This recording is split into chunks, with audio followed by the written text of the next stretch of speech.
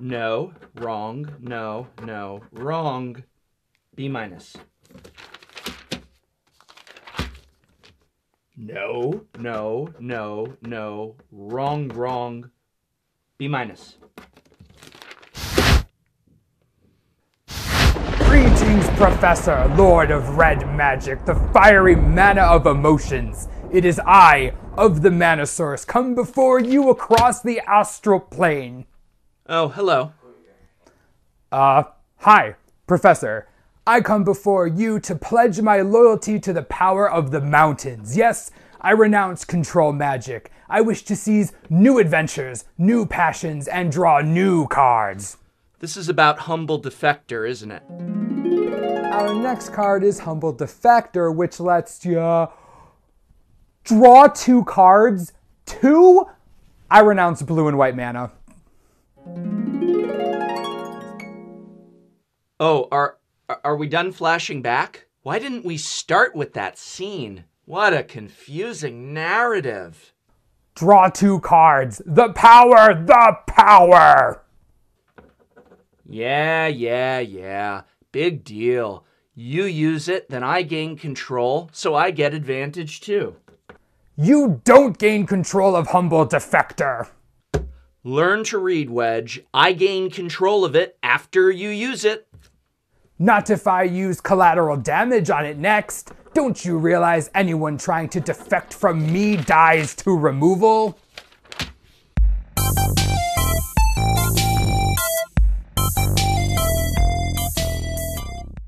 Hey everyone, and welcome back to another episode of Dies to Removal, the podcast where myself and the professor from Tolarian Community College talk about all things Magic the Gathering. I know it's been a while, but we're back. Professor, how are you? I've missed you. I am like the Mist Hollow Griffin. I have returned from exile. We are a pair of Mist Hollow Griffins. We're back. I'm doing quite well. How are you, sir? How are you? Better. Good. Voice. I can speak and everything. It's crazy. Wonderful. It's insane, right? So in this episode, originally we were going to do the 3rd episode on Commander, but, exile and all. And we came back during a time where Dragons of Tarkir spoilers all up over the place. So it just seemed timely. Similarly to how we did the Fate Reforged spoiler podcast, we're going to talk about different formats, cards we like in those formats, talk about mechanics, decks we're playing, flavor, basically everything about the set. We're going to cover it in however long it takes us to do that. So where do you think we should start?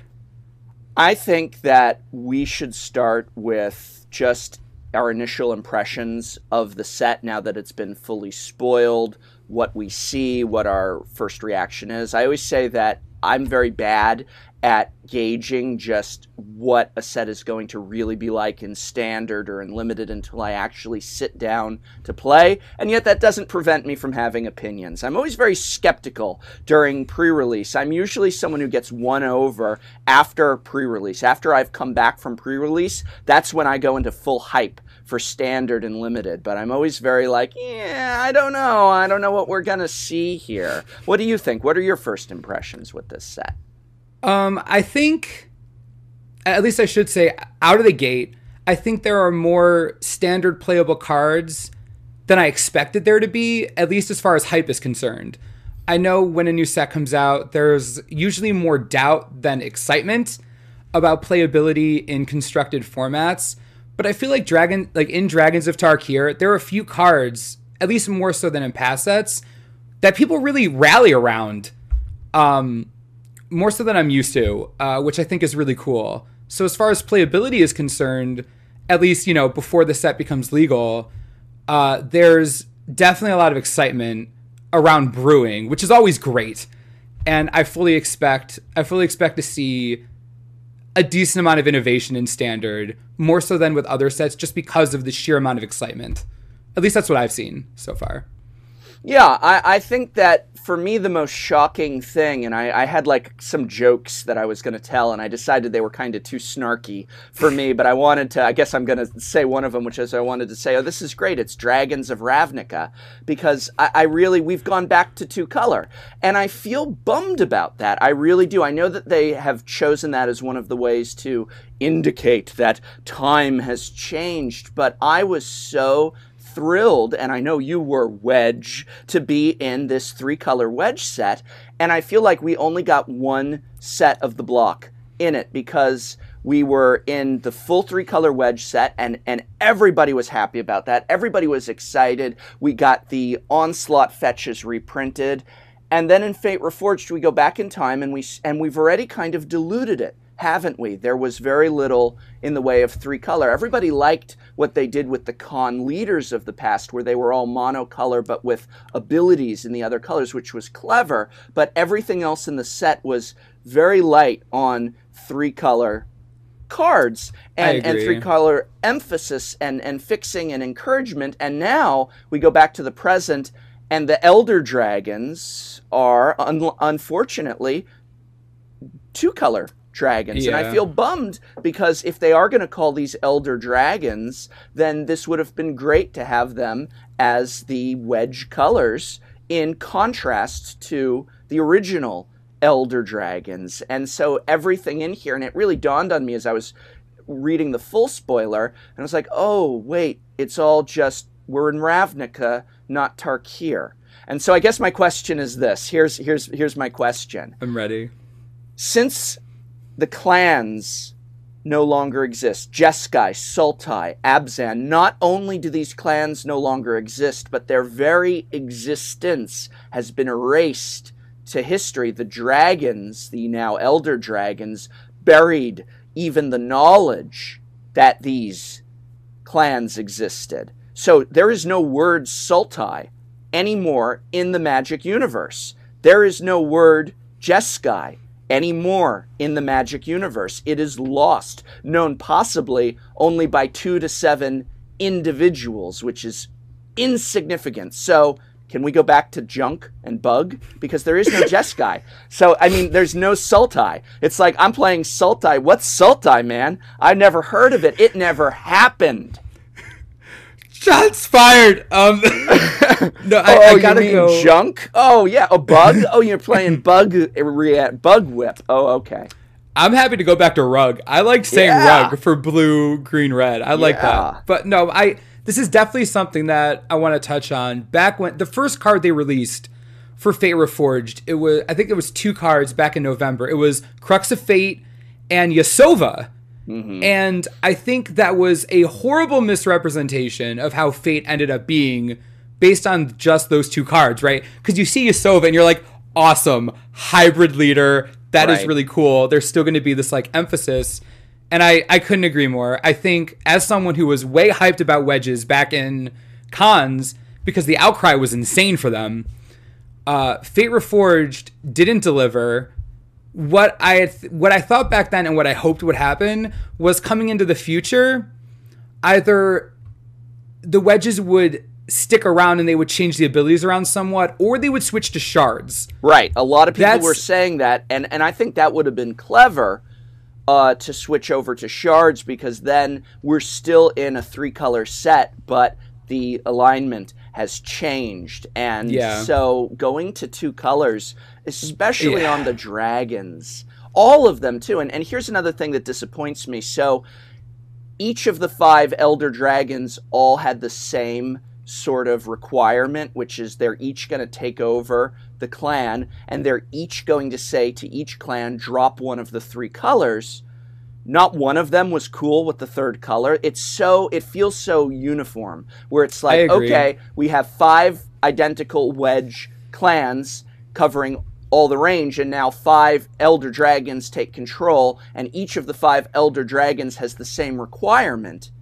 Why isn't there one that was like, no, we want you to go for a 4th color, like make it really wild, like make one of the Elder Dragons 4 color. Have one of them be like, nah, I'm cool with the 3 colors, and have it still be in those colors. And all 5 of them had the same, we're going to wipe out the very memory of the cons as well, that not just Ouija board. I'm sorry, I'm probably never going to be able to pronounce Ojitai.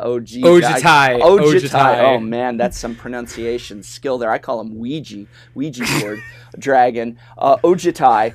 Yeah, so the dragon of knowledge and learning is the one that wants to bury knowledge and learning. I, as an academic, cannot abide by any blue-white entity in the multiverse burying information. We're about information, man. It's true. You know, and so they all have the same reaction. So we come in, and what are we left with in the present? We started with 5 clans ruled by Khans, endless battle, and now we have 5 clans ruled by dragons, endless battle. And they're all fighting each other. Why are they fighting each other? And how is this superior to the Khans fighting each other?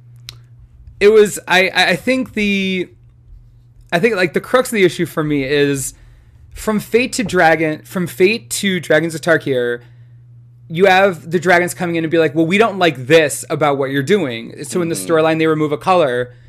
Based on what I know about the dragons and based on what we've heard from them, you could easily add another color to like half of those clans. Like, yeah, there isn't, like, why take away from everybody but add nothing? Right. Like, it definitely goes back to the idea of them all being uniform, and it's too neat and it's too packaged for it to make any sense in a world where it's supposed to be beyond chaotic now. Right. Like, the idea was that dragons are back. The world might as well be on fire because stuff is crazy. Right. But it's not really, you're right, it's not really crazy. It's almost like they took the dragons and humanized them to a point where they were just 2-color guild leaders.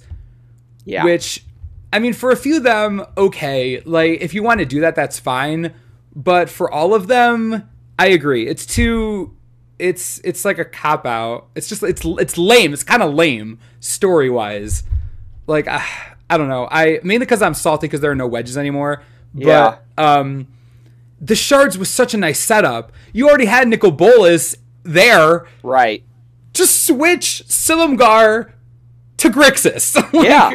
Why is that so hard? Yeah, that would be very, very interesting had they done that. Or, again, now also, you mentioned Crux of Fate. Destroy all dragons or destroy all non-dragons. Yeah. That was the choice that was switched. All dragons, extinct, gone. And now we've gone back and switched it, except, everybody's still alive in the present. There's still humans. Well, there's still Avens. Kind of alive. What do you mean? All the illustrations I see have giant regiments. Spoilers, by the way. Anafenza's a ghost. Yeah. Sidisi is a zombie. No, but I mean humans are populating. No, you're right. Tarkir yeah, that's true. In large numbers. Oh, and it's nice that, the former Abzan still look like Abzan in the present. Interesting that their clothing and stuff, you can show people the cards just in terms of the art, and they'll be like, oh, that's Abzan. You're like, well, it's not Abzan anymore, but yes, it's what happened to the Abzan. And so there isn't even the dragons taking over. The culture still seems exactly the same. So all it is it's Abzan. Well, they were following the dragons. Yeah. Like, their idea, like, if you take the Abzan as an example, back when dragons were extinct and they were worshiping dragons in their own way, they were all about endurance, right, and power, and, like, the scales of the dragon. That was their jam. So I guess in that instance, it would make sense to me that they looked at least somewhat similar. So at least they were worshiping the way they meant to, right? Like, but I get that the fact that there was no real major difference in the way the world worked. Yeah. At all, that is annoying. Because it's almost, from what I've seen, I think Silumgar is a great example. Because Silumgar is like the dragon version of Tassiger. Right. The dude is pissed. He just kills people, takes all his stuff. Yeah, he just takes things. There's definitely a humanization that happened to the Dragon Lords, more so than I thought there would be. At least for him. There are a few there, like, I feel like a Tarka could just destroy the world whenever she wanted to, but she just hasn't. That's a whole other thing. Yeah. But yeah, I think there was, it's shallow. I guess that's the word I would use. Dragons of Tarkir's story is shallow compared to, I think, where Khans was and where it could have led to. Khans was so exciting, and everybody great. was just, Khans felt like something enormous was about to unfold. And also when I started to notice something wasn't quite working was when we went back over 1,000 years in the past and all the clans were still the same. That the Sultai in their culture and attitude and desires and actions 1,000 years ago were identical to the present. And I thought, because if I go back 200 years in the United States of America, while there might still be certain philosophical ideals, it is going to be, it would be unrecognizable in terms of day-to-day interactions in life and directions and dreams and stuff. And I would have loved to see we go back 1,000 years and suddenly it's like, oh, the Sultai are ruled by humans, and actually, despite still being black and green and blue, they're actually the most benevolent of the clans there, and they're about sharing the wealth back then, or something like that. They're generous and right. and or something like they're different, but they're exactly the same. The Abzan 1,000 years ago looked like the Abzan 1,000 years later, and so it's like, how were the Abzan different 1,000 years in the past? They weren't. How were the Sultai different 1,000 years in the past? They weren't. Okay, well now that Silumar is in charge, how are the Sultai, or what was formerly the Sultai? Oh, they don't use blue. Or, I'm sorry, they don't use green. Okay.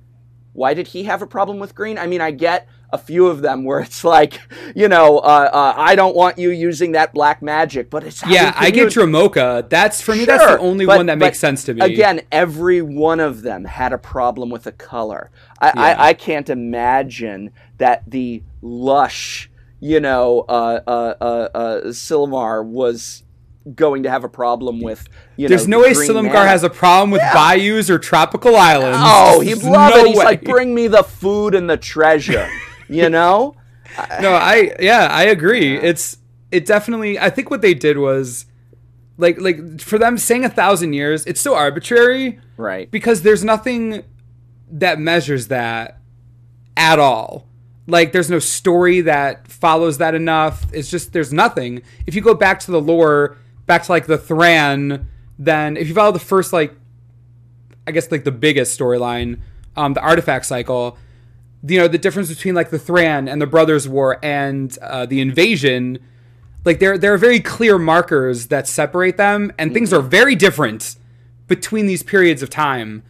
And it just, you're right, it doesn't look different at all. Yeah. For it being 1,000 years, that's the time. Like in any other Magic story, wars changed planes. Planes die off. Like that stuff happens all the time.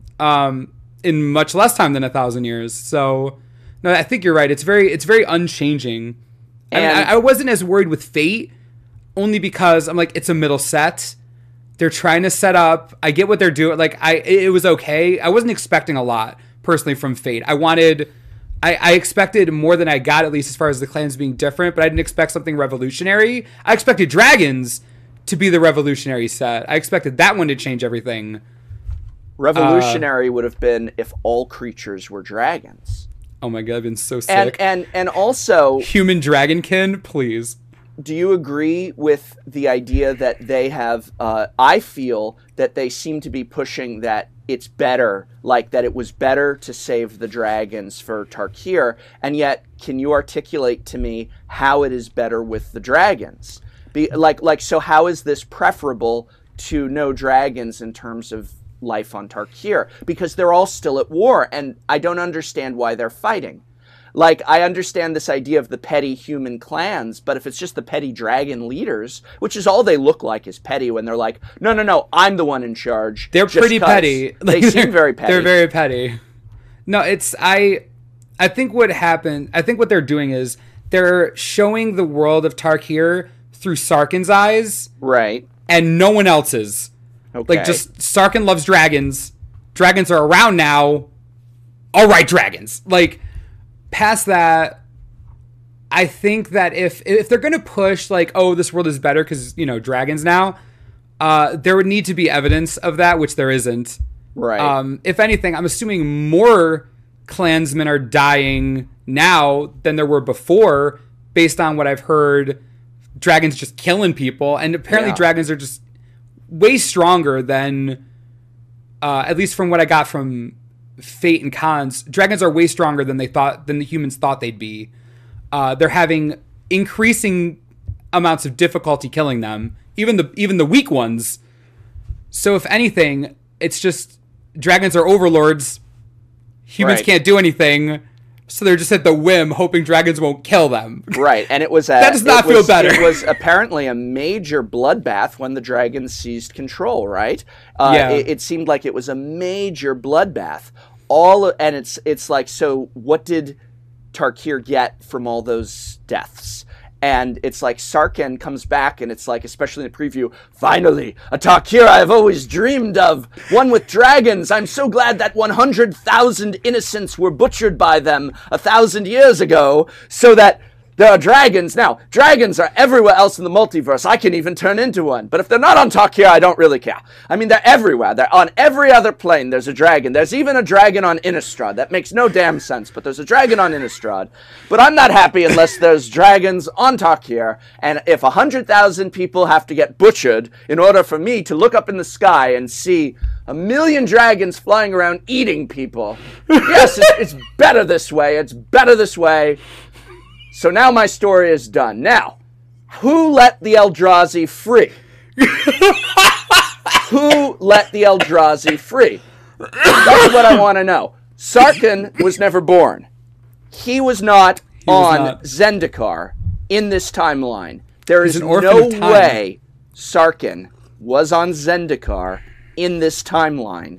So who freed the Eldrazi? Now you can easily say someone else. Sure, why not? It just turns out another planeswalker that maybe was working for Bolas instead of Sarkhan did the same thing. Okay, but now we got a lot of that going on. Oh, and I'm also unclear. How did Sarkhan travel back in time? Ugin. Right, but no, I know Ugin, but how did Ugin set up a time vortex specifically at Sarkhan to pull Sarkhan from the future to the moment of Ugin's near death? Did Ugin know he was going to die and able to set up a time vortex? Why did it target Sarkhan? And how was Ugin able to establish this massive and previously really unseen temporal magic? The only time traveler we had before was Karn. True. And so now Ugin has set up somehow, I mean, how did he know? Did he know he was going to die? Did he know what would happen when he died? Did he set up the time vortex? How? And then very convenient that it also placed Sarkhan, about 10 feet from Ugin, as instead of on another continent. It took it to him.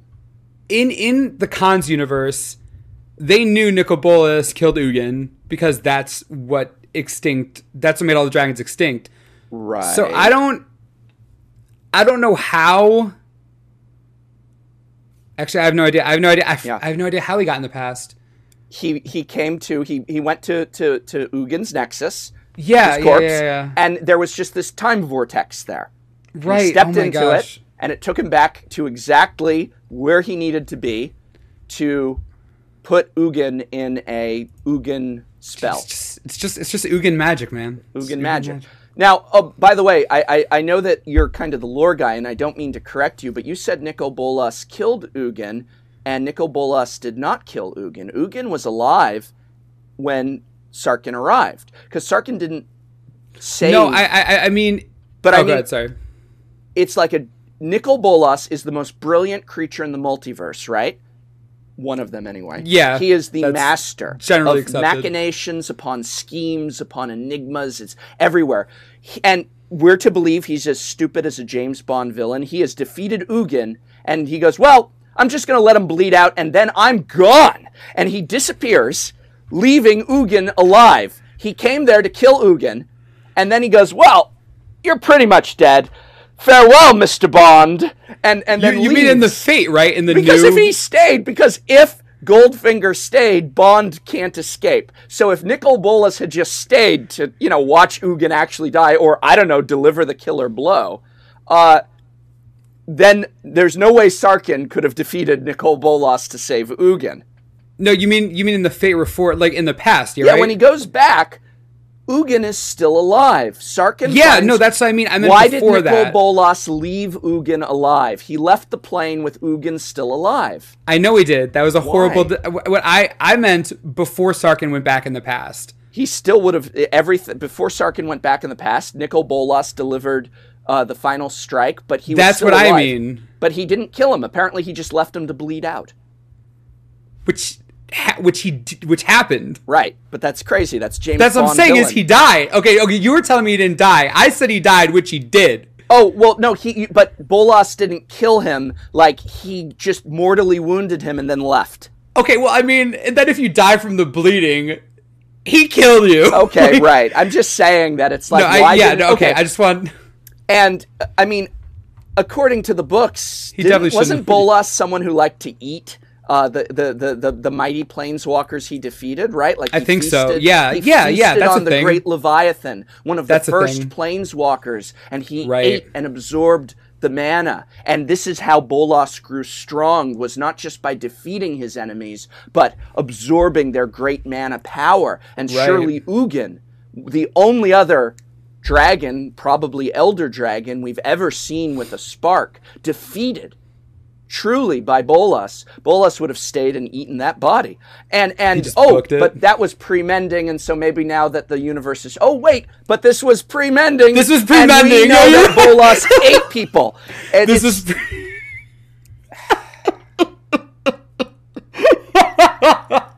don't think about it too hard, kids. Just enjoy the dragons. I mean, I've said it. I think I said it from when we found out we were going back in time. I was asked so many questions, and I said, no matter what they do, there are questions they won't be able to answer. Sure. And, like, there are going to be holes, because there have to be holes, because it's course. impossible to tie that up. And even then, Well, I get a so many... hole is different than an unanswered question. An That's unanswered true. question is, why was Bolas fighting Ugin? And it's like, well, we don't know what the source of that conflict was, but it's reasonable that Bolas had a beef or reason to fight Ugin, and perhaps we will discover this in Zendikar or in the future. That's what Magic says. Or even if it is never fully answered what it was, that's an unanswered question. A hole is, wait, how... a hole is a problem that they didn't think of. A hole is why would Bolas leave before Ugin was truly dead?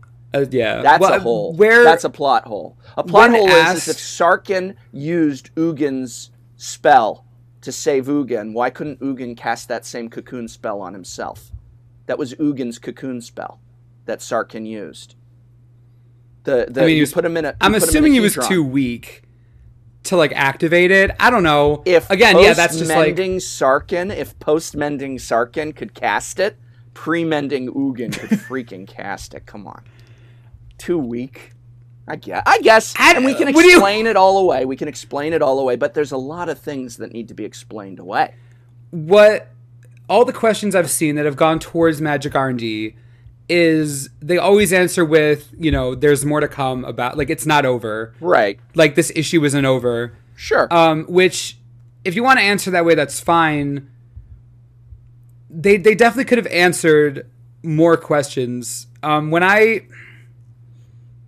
They definitely could have done better. I would like to think that they're going to come back sooner rather than later. Battle for Zendikar, what if that just adds on to the whole thing? That would be great.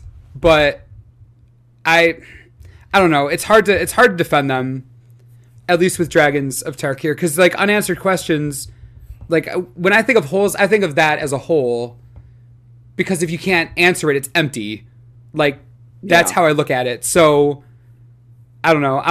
I mean, you could pick holes in time travel issues forever. Sure. And I'm obviously not happy about... I guess I'm not 100% happy about how it ended up.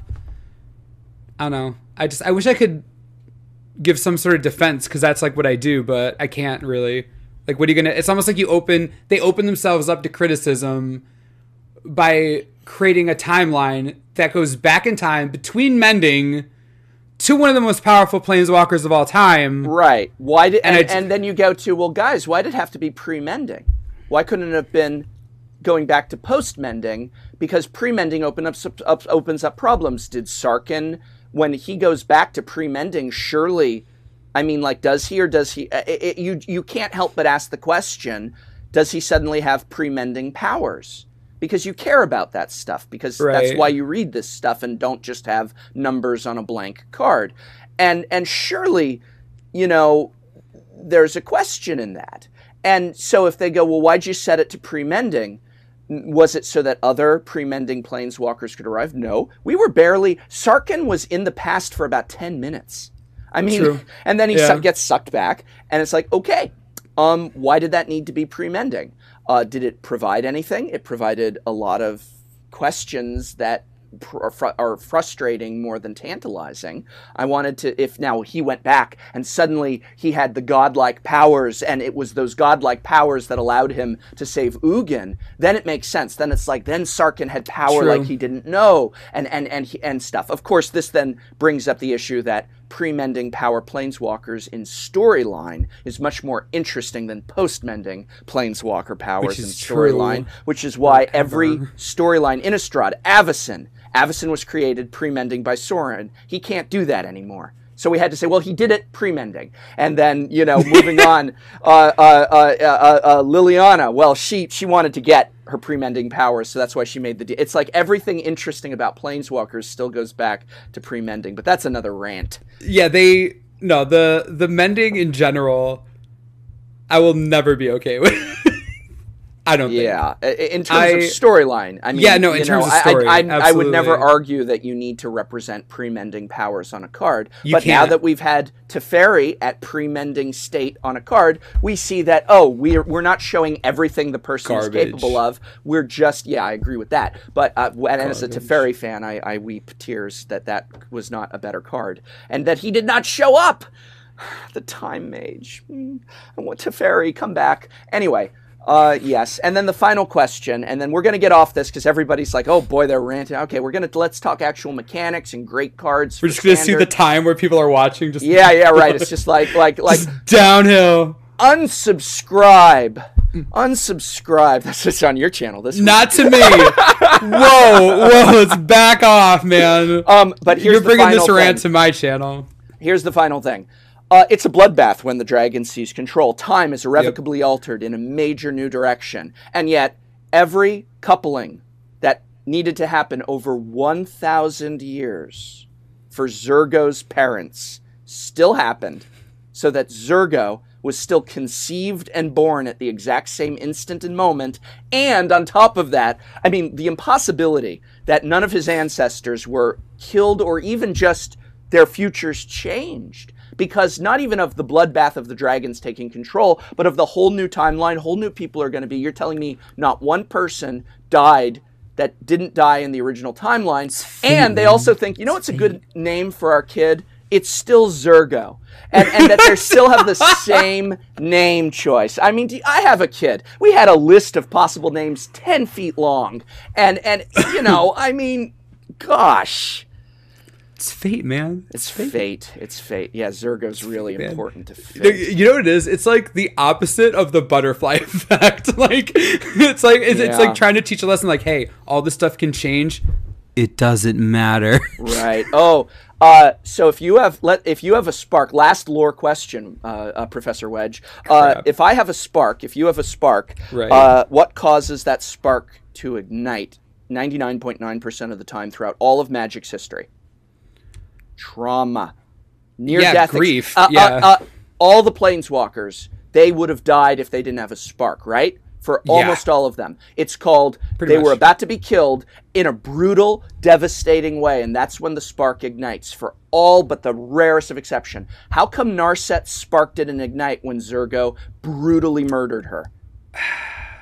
That is great and powerful. And everyone's saying, oh, maybe it did. And we just kind of, from our mortal perspective, didn't see her travel to another plane. And she's going to come back and still remember the Jeskai. No, because that would have been so much more. Whenever the fans are coming up with much more interesting ideas, you know they're not it. You know they're in trouble. It's called the Star Trek Voyager conundrum. It's every week on the message boards. Here's what I think is going to happen. Nope. That would be way too interesting. And I'm sure I mentioned this. I was surprised doesn't even cut it when I read the Uncharted Realms where Zergo kills Narset. It didn't make any sense. Right. At all. Because I read it multiple times. I had people messaging me about it. And even before I read it, they were like, oh my gosh, Narset's dead. I'm like, Narset can't be dead. I was like, Narset can't be dead. That doesn't make any sense. Right. And then they're just messing around with Sparks now. They're just throwing them around like it's a sale at Walmart. Yep. And they definitely broke a rule there. I don't know. I have no excuse for that either. Hey, get ready for Magic Origins, where mechanically we can turn planeswalkers back into legendary creatures by blinking them. I love the idea of I like the idea of legendary creature to planeswalker. I do. But in gameplay, there's no immersion there. There's no, you're so done. And transform as an idea, like the double face cards, that again, it's a cool concept and I really like it, but if you're playing, don't think about it too hard. Right. It's not meant for that. It's trying to apply lore to the card in a really in-depth way, or I guess a very literal way. But I just try not to think about it when stuff like that happens. Yeah. Because I mean, you can't have the best of everything. True. I'll take that. They could have made worse decisions. I think it's funny that you can blink it and she comes back and nope, I'm a healer again. It's all good. Went back. Yeah. It's just I regretted it. Right. Returned the spark to Sparkmart. But Gideon's from Theros. I thought he said he destroyed his plane. Okay, we need to move on. Did you see the statement about that? Oh, did they make? I did not. What is it? Okay, here's what happened. Yeah, what's their statement? He destroyed another plane. He didn't mean his own plane. It was Duels 2012, right? It was the one that said Gideon destroyed his own plane, or that Gideon's plane was destroyed. They said openly the design team who designed 2012 had no communication with R&D at the time. They just made it up, and it's not correct. They're just it's not right. It's not right. This is Gideon's story. I actually am feeling very benevolent. I will accept that. That is called, it was an error. It was not done by us, and it went out on a commercial only. And this is not the lore, and we're issuing that. I wish they had kind of issued it a little sooner, saying, hey, he didn't actually destroy his plane. Because I know people are constantly texting them with questions about all the planeswalkers and stuff. But I will never mention that contradiction and complaint or nitpickiness again. That is an acceptable answer to me. I am appeased. What's next, Wedge? What should we talk about next now that we've completely destroyed the flavor and storyline of Dragons of Tarkir? Now, you were supposed to be defending it, when we were doing our preliminary talks. Well, no, I said I was going to... You said that I would, be the one totally tearing it down, and you were so excited, and you just agreed on all points. Well, if it's about lore, if it's about the story, I am with you. As far as flavor at a very shallow level, I thought the cards were cool, because there were a lot of cards that were in Cons or were in Fate Reforged, and then came back in Dragons as totally different cards that were referencing those, and I thought that was awesome. Mm-hmm. That's what I liked. I thought that was amazing. I like that they thought to do that with so many of the cards too. Even something as blatant as Summit Prowler. Tell me you saw the Summit Prowler reprint. I would have liked two things. Number one, I would have liked them to reprint Summit Prowler. This is kind of weird. No, I like it. Okay, I like it. But here's what I would have liked. They should not have killed Meandering Tower Shell? Tower Shell. R.I.P. They should not have killed it. What they should have done was, instead of that card, randomly, in the ad slot, they should have put the Dragons of Tarkir Meandering Tower Shell randomly in packs. And it's not the new expansion symbol. It's the con. And they should have said, no, it's not in the set. It's just the Cons one got into a bunch of packs. That's what they should have done. That would have been hilarious. And it's like, if you get it in draft, it's there, you know, and it's just like, wait, this is a Dragons of Tarkir other universe to get back into play. Right. Well, but it's exiled, so any things that affect. Right, yeah, of course. Yeah, it just flavor. That's flavor. Everything's win. Fine. That's flavor win. Wow, that would have been turtle. Everyone awesome. loves that thing. Everyone loves stuff like that. To be fair, we don't know. That hasn't happened yet. Right. It might be 5 sets it later. It could happen. Meandering Tower Shell is included in sets with Flip Flop from Totally Lost riding on his back. I can't pronounce the homunculus. Flibbleflip. Is that the proper? Flibbleflip. Me and pronunciation. I call that I can mispronounce. Flibbleflip. Flibbleflip will be riding on his back. I want to ride the turtle. Yeah. That'd be so funny. I mean, as much as printing the same legendary creatures was like, I guess mainly just a cop out. Some of them I thought were really interesting. I thought it was cool that Sidisi was dead. Right. I thought that was cool. And she had the exploit ability. That's actually probably one of the best exploit abilities in the whole set, but that's for another time. Anafenza being dead. All right. Sure. Which I thought was interesting because Dramoka specifically says that, yo, we hate ghosts. Right. Get out of here. I thought Anafenza being a ghost was interesting. Zurgo being the biggest wuss on the planet. Yep. Kind of funny. He should have been type coward and could not block. He should. Did you see the duress art? With Kolaghan just yelling at him, and he's just like cowering like a baby. Yeah. Like, again, this is, if I don't think about the lore that much, like, I think these things are cool. I do too. Like, I think they're cool. And like, Surak, of course, the dude, he's punching dragons now instead of bears. That's just funny. Like, I don't even care what kind of lore flavors behind that. That's just hilarious. And he's still powerful. Because I guess that's what you would expect from someone who's just innately strong, regardless of what's around you. Sure. I thought on a shallow level, based on card design, the flavor was cool.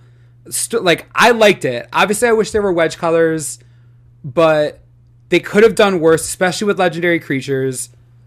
I think they made them neat based on what their story was.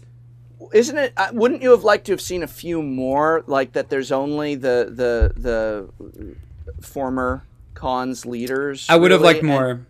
I'm not saying specifically like, you know, Tygon or whatever, but just it feels kind of legendary creature light, and it's like, wouldn't it be interesting if there were also additional legendary figureheads that had arisen and had certain roles, sort of thing. It just feels a little legendary creature light. And that was actually my one criticism of cons, was I felt like, well, where's a couple other legendaries? I like legendaries, despite the changes to the legendary rule, which I'm very, very unhappy with. But I still do like the legendary creature idea, and I always like to see a good amount of them.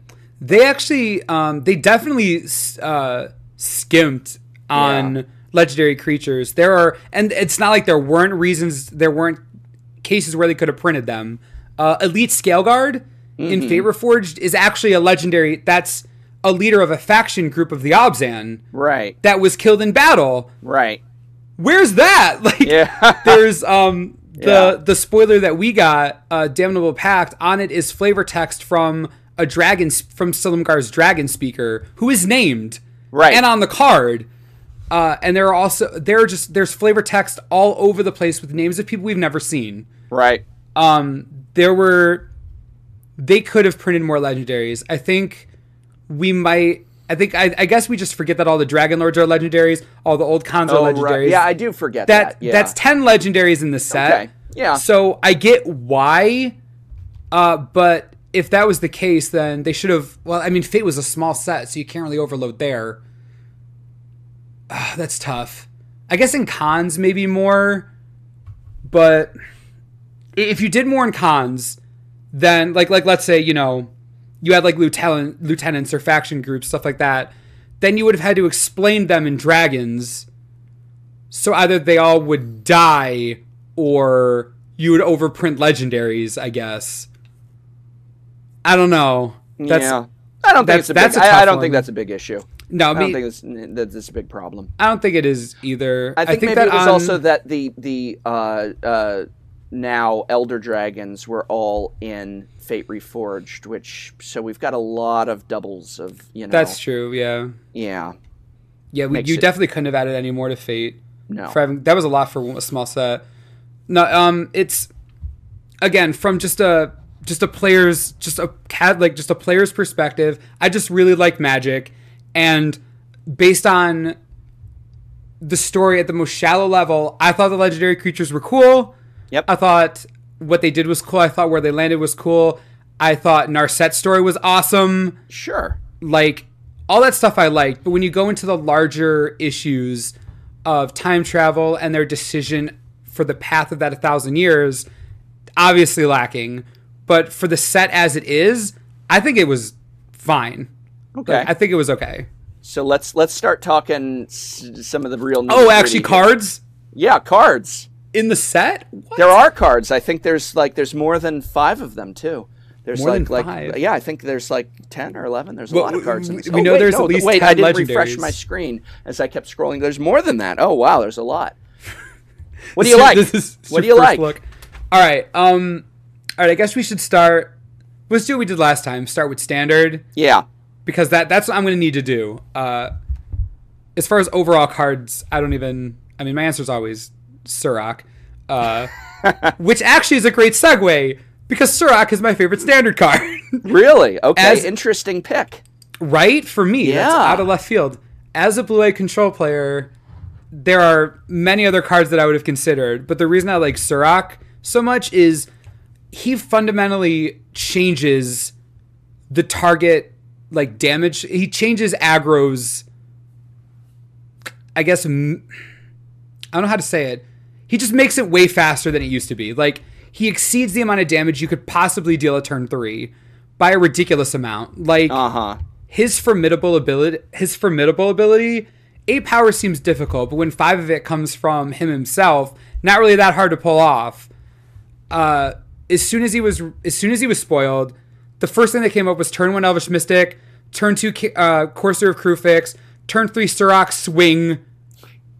Right there. That's just 5 damage, haste, turn 3. Right. Nothing can fight that. Nothing. Even if you don't want to use that, turn 1 Elvish Mystic, turn 2 Hero's Blade, turn 3 Surrak, swing 8. We're talking about a card that accelerates green to just a whole new standard. We had Pelukranos at 4 mana, 5/5. It's pretty standard. That's standard. That's really powerful right now. Surrak breaks that rule and brings 5 power a turn faster, which is something I didn't think would ever happen. I didn't think a 5/5 for 4 with upside was ever going to be a thing, but Surrak accelerates the board even more. I don't see how he cannot be in standard in any green mid-range, any green creature-based strategy, either at a top end or just a regular mid-range edition. He accelerates the clock so much for just as a green creature. It's insane. He's going to be beyond impactful, just going to define decks. Absolutely. I think that I like him a lot more in the future than the past, which probably was their intent with that, which let's not get back down that road. But just as a standalone, if he wasn't called Surrak, I would still very much be a fan of that card, and he's going to absolutely see a lot of play. I think you're going to see a lot of play for, it's not my pick, but Sidisi as well in standard. It's a real build-around-me card. It's a real accelerant for a lot of decks. I think they did a really good job with both of those. I agree. Yeah, it's definitely... Sidisi was a great way to showcase the exploit mechanic, just because it's so easy to abuse. Mm-hmm. Hers especially, but... No, she was... her card is great. The design on that is probably my favorite of all of the, new cons. Mm-hmm. No, I love her. I think she'll be good. I think Surrak obviously is an easier fit because the dude just hits stuff. But yeah, no, Sidisi's a good build around.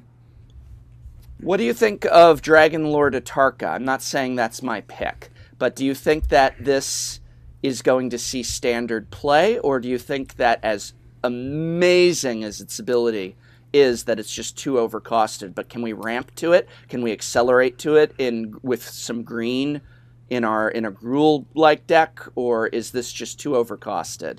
Where by the time you're dropping it, you can't do tricks with it to really make an impact. I've actually got this question more often than I expected to. Yeah, I think it's on.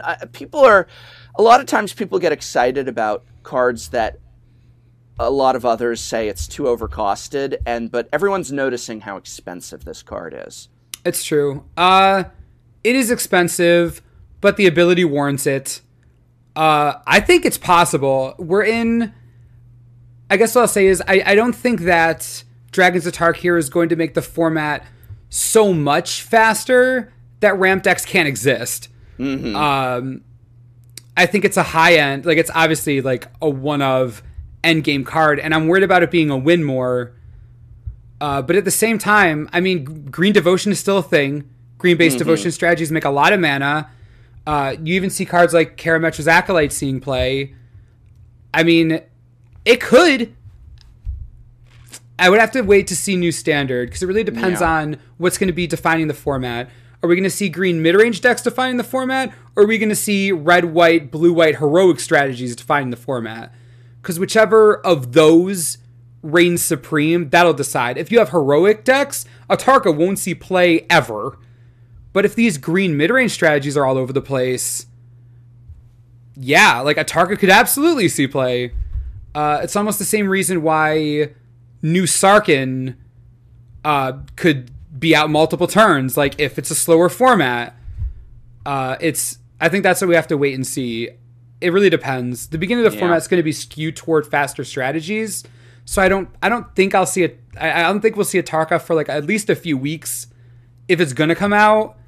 But it really depends on where the green mid-range decks land against aggressive strategies on whether or not she's a thing. But she has the power for it, and her mana, like the mana cost it's warranted.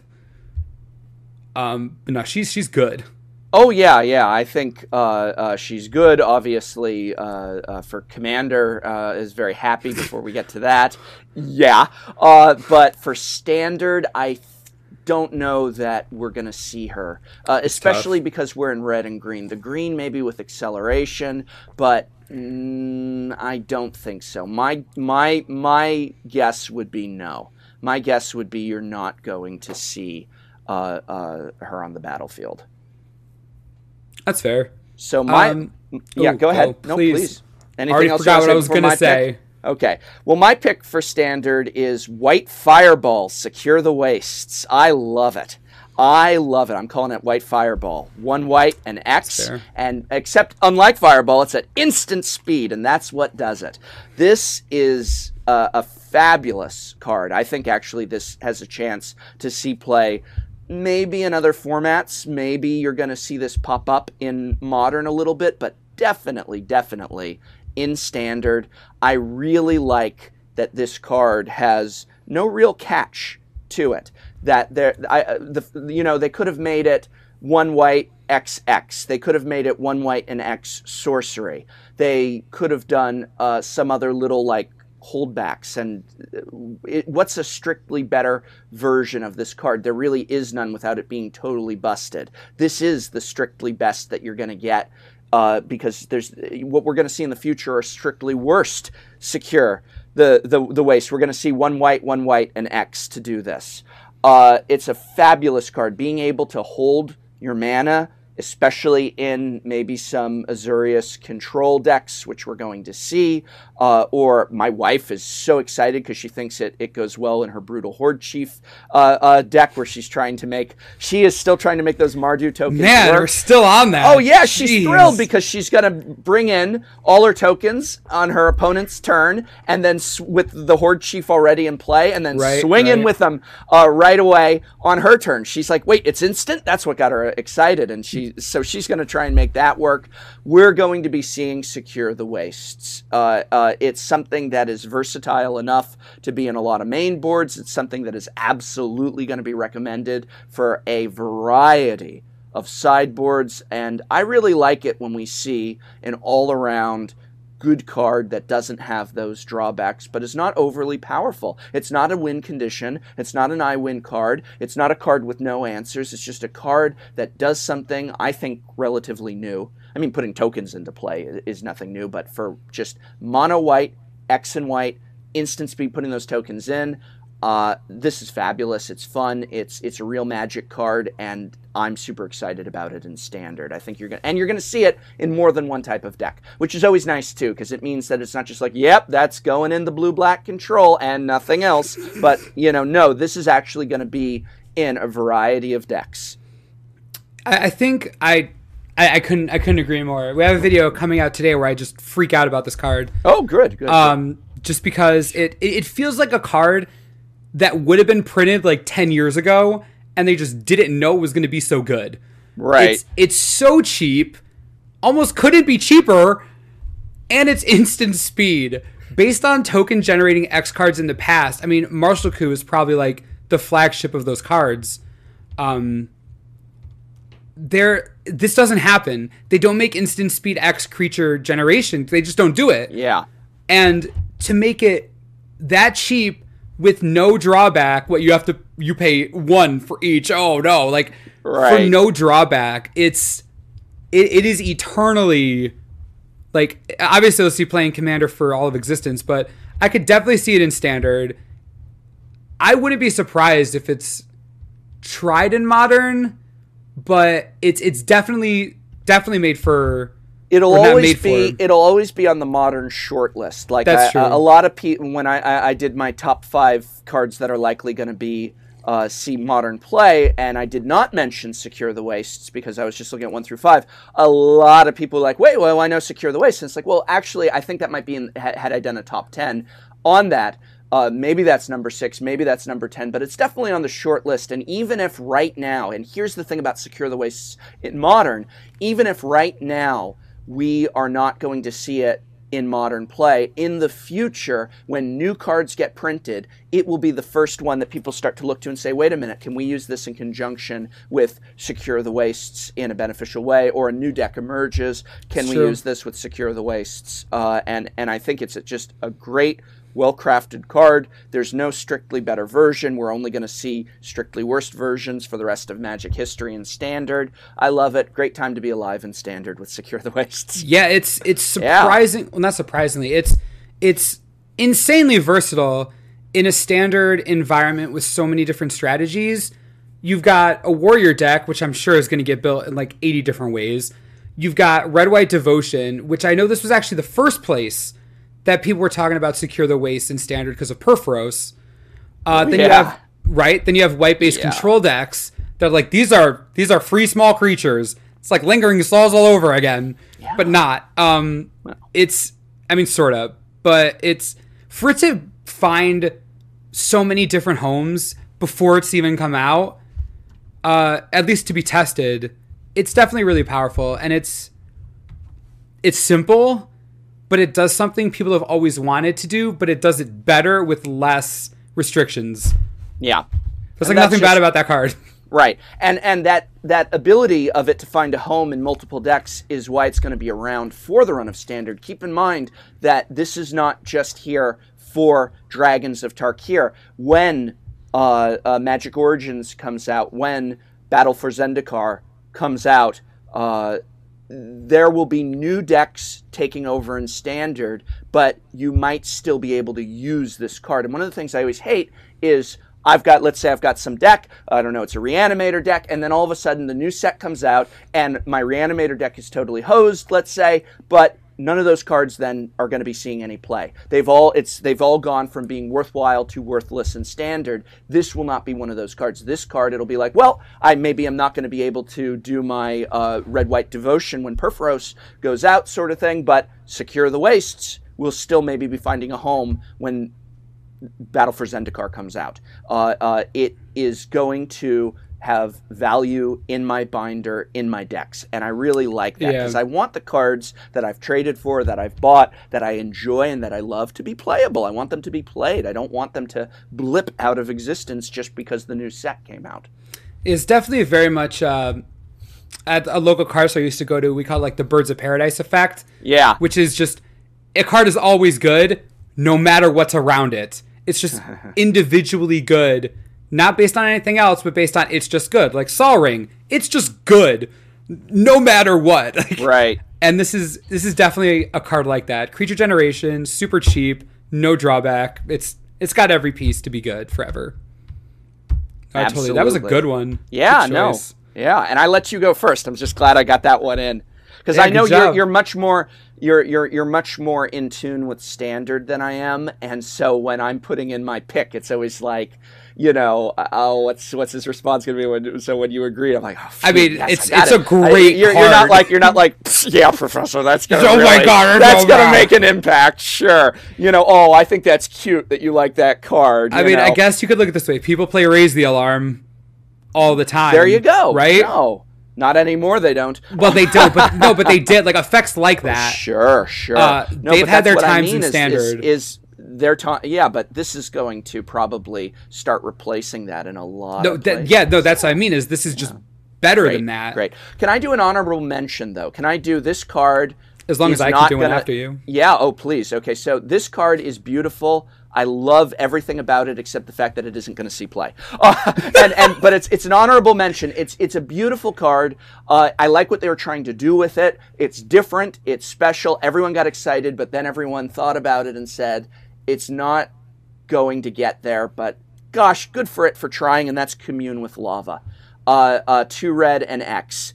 Beautiful, beautiful card. Exile, and we're doing these exile effects in red. Exile the top X cards of your library until the end of your next turn. You can play those cards. If this was 1 red and X, oh, if only. And it's that double red that's just going to cost it out. And I'm going to try it. I'm going to try it out, and I hope I'm wrong about this because it really had and has potential. But I feel pessimistic about its chances in Standard and in Modern. I feel like it's just barely. We need the 1 red and 1 X version of this. Maybe that's too powerful. Maybe I'm being too greedy. But I really love this card nonetheless, even if it doesn't see any play. If it does see play, woo, you see me rejoicing because it's doing something different in red that we red players actually like. Like, they were trying to push this whole draw a card, discard a card thing as red's defining trait, and it's like, no thank you. No. Can we get Lightning Bolt reprinted? And so then they're like, okay, well, what about this? Dig down a bit, exile some cards, and you've only got them for a moment, but you can get them out. We're like, yeah, actually, that's kind of cool. We like that. We like our Outpost Siege. We really like that Chandra effect. And so they're trying that with Commune, with Lava, and I like that we're getting away from the madness of draw a card, discard a card in red, because that was not making any red player happy. Yeah. No, I like the design of the card, and I like what it does. But it was, when it was released, I was stormed, or I was swamped with Storm questions. Right. About, like, is this going to see play in Storm? Just, right. No, it can't. 1, there's no space. 2, Past in Flames is better. And it's just, it's too expensive for a deck like that. And what you're doing is so specific that you need, like, the perfect deck for this to work with. And you need something that can mass you, or that you can get a bunch of mana and then have your shields down for the end of a turn and that be okay. Storm could have been that, but there's no space for it. So I agree. I would love Commune with Lava to see play. I don't even play red, and the card's really cool. I just have no idea where it could. Yeah. I don't even know the deck that could exist where it would be good. Not unless they costed it. Would it be overpowered if I got my way and it was 1 red and X? Would that be like just stupid broken? Or would that be suddenly, yeah, now we can do something with this? It's now like Secure the Waste, where it's great, it's going to see play, but it's not overpowered. Or is that, so have we reached a line where at 2 red it's overcosted, but at 1 red it's way busted? So imagine for a moment the spoiler was 1 red. I mean, right, what would your reaction be? Oh my God, this is just nuts. Storm is going to explode, and just mono red is going to benefit, and that's just Modern. Imagine what this is going to do in Standard. It might be good enough. Yeah, it might be good enough then. Well, the issue with something like Storm is the deck is already so tight. Yeah. Like, making that room in general is already outrageously difficult. If you're making room for Commune with Lava, you're taking out Past in Flames because there's nothing else in that deck to take out because they need their engine. So I don't... It would definitely get tested more than it's going to get tested now. Double red is not fun. No. I mean, it would be significantly better. It would see testing at least if it was one red. But double red hurts a lot, especially for decks with no mana already. Yeah. So that's my honorable mention. That's my participant badge. Like my participant award. It's like, thanks for trying. We're glad you came to play. Because I think it tried. It didn't win. It didn't make it there. Didn't get there, but it put in an effort. It wasn't just like it wasn't one of those kids in gym class that when everyone's supposed to run a lap, they just decide to walk from the start. It tried. It tried. It wasn't one of the, I'm not even going to try. Try at least. There's so many Magic cards that just decide to walk the lap these days, and it's like, it tried at least. It didn't make it. I mean, I'm glad that they're still... I like seeing cards like this, even if they're not playable, because they're still supporting the idea. Like, they're still supporting the concept. The dream. Right? Yeah, like, exile cards, use them to your next turn kind of thing. I like that. And as long as they keep printing cards like that, at least, like, they're on the right track. Yeah. You know? No, I agree. I wish the card was better. Yeah. My honorable mention, also, I'm not sure if it'll see play, but I love the card design. Yeah. It's Kolaghan's Command, specifically Kolaghan's Command. Kolaghan's, huh? Because it has instant speed discard. It's the only reason I like it. Not the only reason. It still shocks. Right. But Kolaghan's Command is, I think it's one colorless, one black, one red. I think it's one colorless. Can you look? All right. Yeah, I'll look it up. I got one colorless, one black, one red. So for an instant, so not Blightning, but it either has target player discard a card, you deal 2 damage to target creature or player, it destroys an artifact, and it returns target creature card from your graveyard to your hand. Target player destroys a card. Destroy target artifact.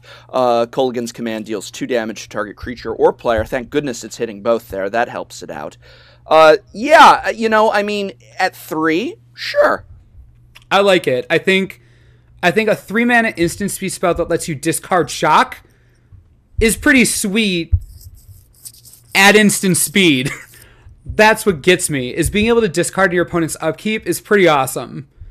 Especially if it's a situation where they get to... Because, like, Scry is still in Standard. Mm-hmm.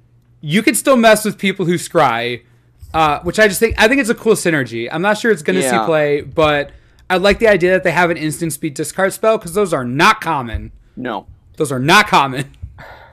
My issue with it is that since they still pick what they discard, unless they're only down to 1 card in hand, or they've just got a couple cards and they need all of them, they can choose what they're pitching. It's true. And a lot of these games, you are not playing down to your last card. You've got a rather rich active hand, so you scry, you get what you want, you play this, and then they're going to throw away their weakest thing. You don't get to pick it. That's the issue, and that it's still a shock. It would be nice if it was a Bolt. Boltimate 3 would be nice. That would be disgusting. Wouldn't be disgusting. Lightning Bolt, Lightning Bolt Shatter, 3-mana instant? Yeah, now we're talking. I want some power. I want some power, man. Like, let's make some magic, Like, I'm very, like, I just like the card design-wise. I like instant speed discard. I think it's cool. Yep. I don't know where it would see play right now, but I just think the design is awesome. That's the only reason I want to mention it. I'd say any of the commands up to Ouija board, Ojutai. Ojutai can see some play. Definitely good. The only one I'm just not really that great about Silumgar. Yeah, same. Too expensive. Isn't doing much. It's very expensive. I don't see what it's going to do for me. Maybe those blue-black control players will show me what it'll do to me, but I don't really see it. It's too overcosted, even for picking 2 at a command. Yeah, again, even if you were to take its raw power level and versus mana cost out of the equation, that deck needs to find place for that. Yeah. Good luck, because that deck already has issues with placement, or has issues with space. Just ask Jason's Ingenuity. That thing is in and out of the door every 3 seconds. Right. No, that's definitely Silumgar's Command. It needed to be good to guarantee a spot, and because it's not definitively amazing, it would have to work real hard to get that. Because if you're playing it, you're removing card draw, because that's all there is in that deck that can move, really. Yeah. But yeah, no, I'm totally with you. Silumgar is probably, at least right now, before anything is released and before the meta shifts, it's definitely the one I'm least excited about. Yeah. Which is unfortunate, I think. But yeah, anyway, that's all I have to say about Standard. Okay, should we move on to Modern? Please. Okay. Why don't you start? Why, thank you, good sir. I think that I'm going to start with, and unfortunately people already know that this is my pick, but I want to talk more about it, which is Myth Realized. I think that this has the most potential to shape or have an impact on the format. And while there are other cards that I know for a fact will see play, and I don't know that Myth Realized will see play, but the reason why it's my pick is this. The other cards that will see play are replacing something or are finding a home in decks that already exist, and they're seeing play, but I don't feel that they're making a dramatic impact. If they do, and again, I don't know any of this until it happens, but I feel that if Myth Realized does indeed see play in the decks that it is most likely to find a home in, which would be either a Delver Tempo deck or blue-white control, that this is going to have the biggest impact because it will be a finisher. It will be a card that largely protects itself. It still has some vulnerability. And so the reason why it's my pick is that, as opposed to just maybe something replacing Combust like we talked about, this is actually going to define itself in the format and have the biggest impact. Myth Realized, for those who don't know, is a 1-white enchantment, and whenever you cast a non-creature spell, put a lore counter on Myth Realized. So right away, in a tempo deck or in a control deck where you don't have creature spells or you have very few creature spells, just Delver or maybe just Delver and Geist, you're going to be every turn casting in response, controlling your opponent, counterspell, removal, all kinds of stuff, and those lore counters are going to go up. If you don't have anything to do, you can spend 2 colorless and a white to put a lore counter on it, and then, and again, fabulously costed, just 1 white, only 1 white, and not a white and a colorless like you would expect, but 1 white, and until end of turn, Myth Realized becomes a monk avatar creature in addition to its other types, and gains this creature's power and toughness are equal to the number of lore counters on it. This has the potential to be a powerful finisher for control decks, for those tempo decks, where you're going to be swinging in with something that then protects itself as an enchantment. It's not a creature. Sure, it dies to removal for any type of enchantment removal, which there is plenty of in Modern. You do need protection for this, but it protects itself somewhat, and in control decks, which are going to be built with protection on the main board, I think it has potential, and that's my pick for Modern. And there's so many Modern picks. I really actually think we've got lots of potential to see Modern play from a lot of these cards. So as a primarily Modern player, that's got me very excited. It's a really good pick. That was on my short list to add to blue-white control. Okay, well, it's on your short list, but yeah, all right. No, I mean, it was for... And you're the control. I'm not really typically a control player, and you certainly are, so I'm curious as a control player what your thoughts are on this, especially since you're not just control, but often blue-white control is your pick. So I'm curious what your take on this is. So where we were before Dragons is our deck is not lacking in win condition, but it is lacking in setup for win conditions. A lot of what we do obviously is always reactive, so we just respond, hope to win with Celestial Colonnade. which is mostly how games end. Myth Realized lets us do something on turn 1, which is we don't do that ever really, except Serum Visions. Right. But even then, not everyone even uses that. But it lets us do something on turn 1, and then let's just sit there for a while. And it could be a card that could be great, but there's far more enchantment. Like, after game 1, it'll be a problem because there's far more enchantment removal that we're going to have to deal with. Celestial Colonnade, for us, is a lot more difficult for them to get rid of, especially when we're not using it. But with the printing of Rending Volley, that makes Colonnade far worse. Mm-hmm. Far, far worse, which is what prompted me to put Myth Realized on the shortlist in the first place. Because if Rending Volley has the impact that I know 100% it will have, I agree Rending with that Volley, impact. As the token red player here, I agree. I concur.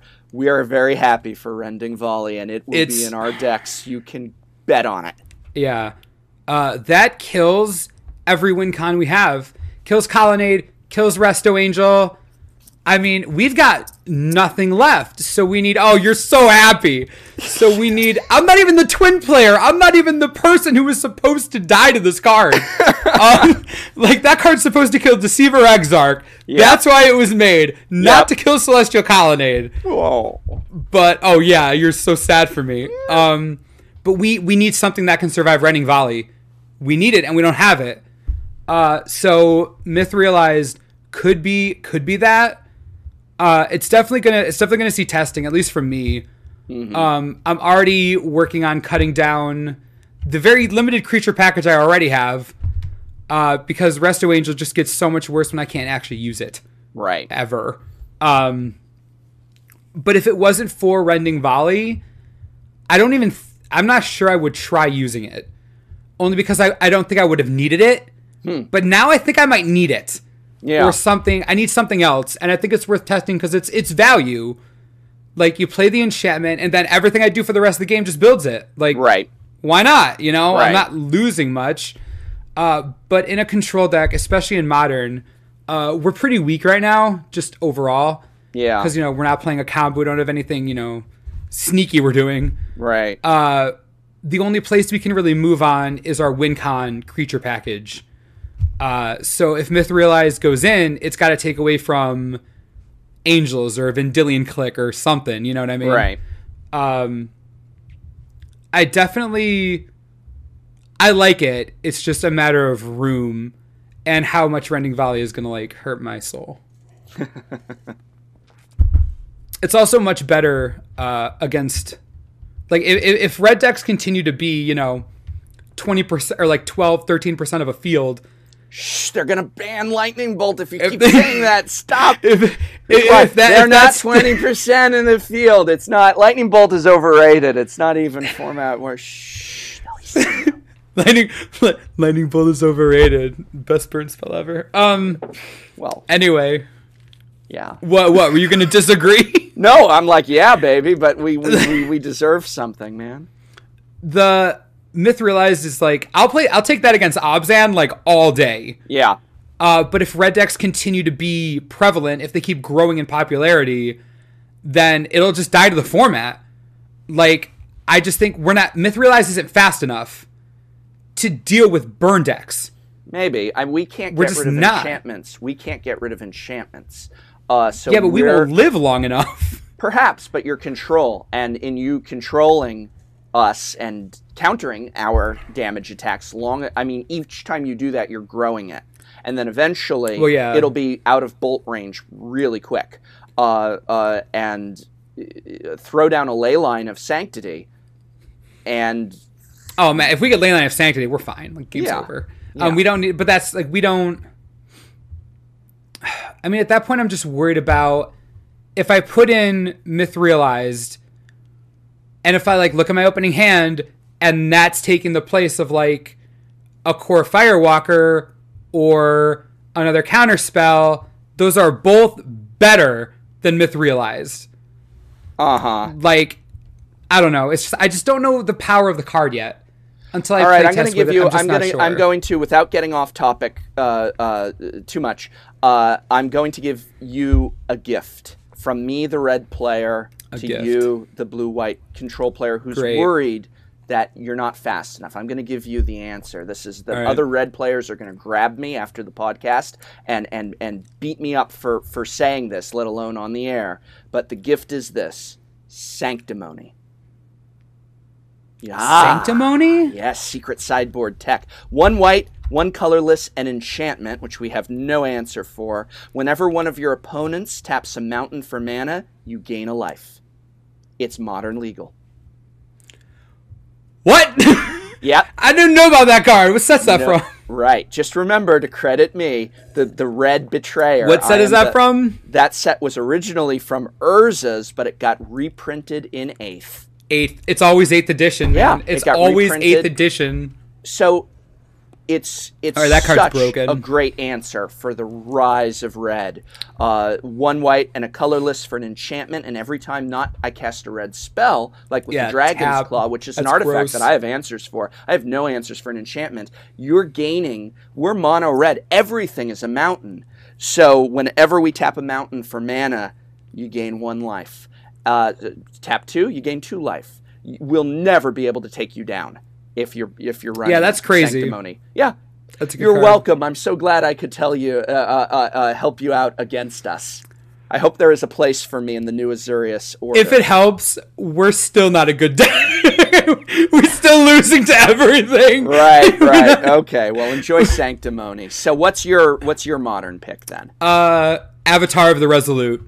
Really? Not close. Interesting. Yeah. Okay. So what's that? I love that card. Say it for our viewers. All right. Avatar of the Resolute, double green for a 3/2 Avatar with reach and trample. And it enters the battlefield with +1/+1 counter on it for each other creature with a +1/+1 counter on it. So let's start with just R.I.P. Garrick's Companion, which I did like that card. That's sad. But even without looking at anything past the reach and trample, this is an early answer to Lingering Souls. Like, this just destroys Lingering Souls. 3/2 reach trample. That is gross. Double green helps in the mono green devotion build. It helps with individual card quality. You can put it in Obzan, which I'm sure they will, because why not? It synergizes with Gavany Township. Like, we're talking about a card that easily exceeds anything most 2-mana creatures do. And double green right now in Modern is not that hard to do in decks that are running green. Overall, not that difficult. And just the individual card quality is just so high. Like, this is definitely one of those black-green X cards that just is really good on its own, but also really good with, again, a devotion build, Gavany Township. I mean, not only does it not have a drawback, but it has 3 upsides. I would almost consider the double green an upside for devotion players. So right. I think it's easily Modern playable, easily for those strategies. Not even close, especially answering the format right now with all the Lingering Souls running around. Mm-hmm. I like, too, that it's a card because it's powering up creatures and creature counters that is putting some more power back into creatures on the board, where I know that a lot of the joke has been that we're playing spells only, we're playing non-creature spells only, and especially formats like Modern. And so I like that we're getting some oomph to trying to go more aggro, trying to go for an aggro swarm win, something like that. So I definitely give it props for that. Will it see play? I don't know. I don't know if it... I hope it does. I definitely hope it does. I hope there's a home for it somewhere. Maybe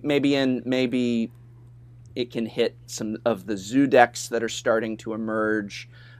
Maybe it can find a place in a new emerging Bant deck. I've got high hopes for Bant in Modern. I think that we might see a brand new deck because of Dragons of Tarkir emerge in Modern, and so maybe it'll see home there. All right. Yeah, no, that's just it seems like the card quality is really high. Oh, it is. Absolutely. And it just seems like it fits into, because I have a few mono green devotion friends in Modern, and they're just like on the ceiling about playing with this card. And I really love that it's a card that so obviously synergizes with Gavany Township to a point where it isn't just an early game threat.